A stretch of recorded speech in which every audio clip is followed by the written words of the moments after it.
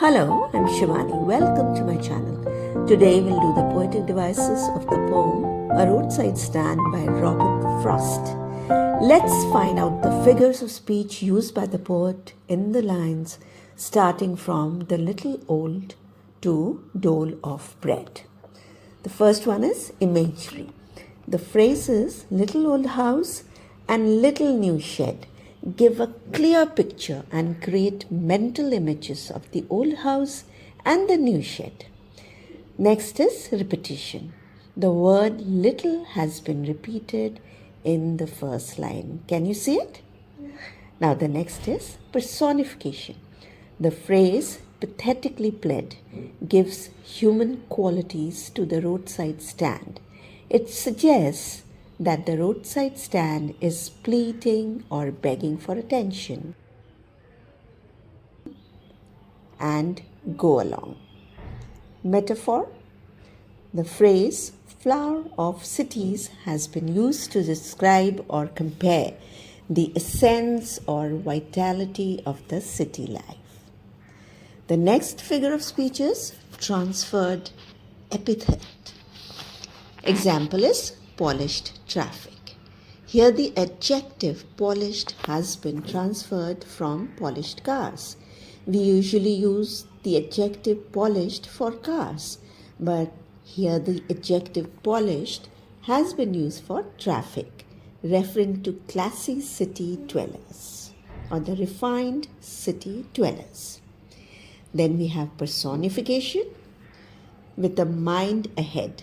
Here the traffic has been personified by giving it human qualities as if it has a mind of its own. Then we have oxymoron. Oxymoron combines opposites or contradictory words. The poet has used the phrase polished traffic. Here polish means refined and the word traffic gives the picture of noisy, busy and chaotic scene. So polished and traffic are contradictory or opposite to each other. Then we have alliteration. Repetition of S sound in landscape marred with artless paint. Then we have repetition. The word wrong has been repeated. The words money and city have also been repeated. Then next is anaphora.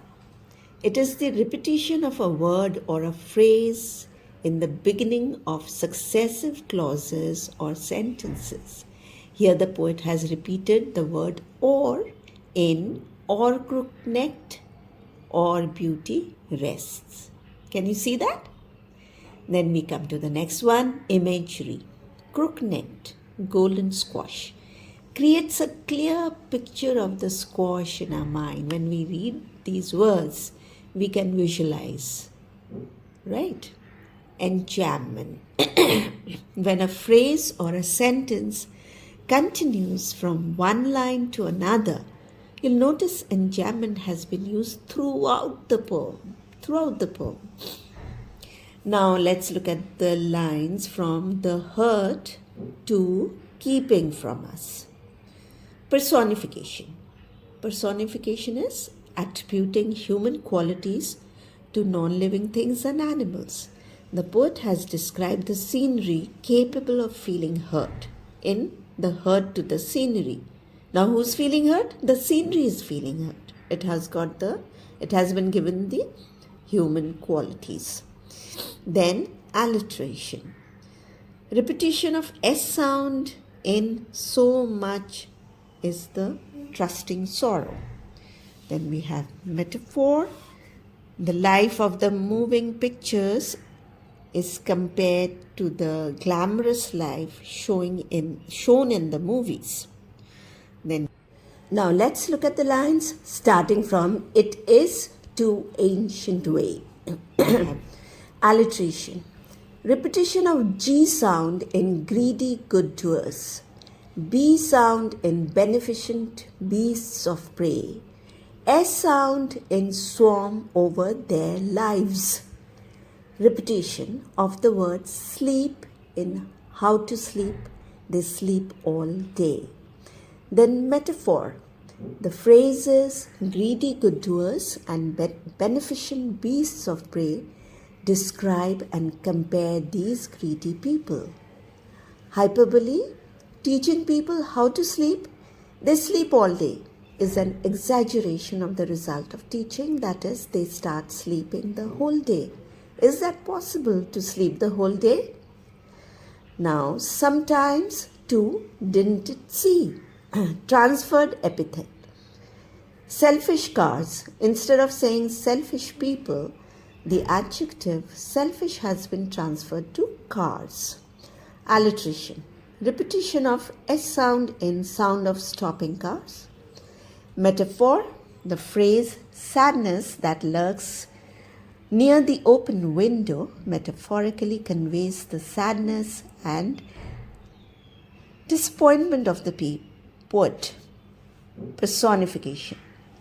That waits all day in open prayer. Here, sadness is described as waiting all day, thus giving it human quality of waiting. Now, from no country to my pain. Personification. The voice of the country is an example of personification, suggesting that it is complaining. Thus, we see here human qualities have been given to the sentiments of the countryside folks. Irony. At one stroke out of their pain. Here the poet is trying to give relief to the people by adopting a very extreme or drastic measure or action. Both the things are opposite. Hyperbole. At one stroke out of their pain is also an exaggeration of the action to give relief to these poor, unfortunate people. So this brings us to the end of this video. Thank you so much for watching. All the best for your exams. Please share this video with your friends and subscribe to my channel. Bye-bye.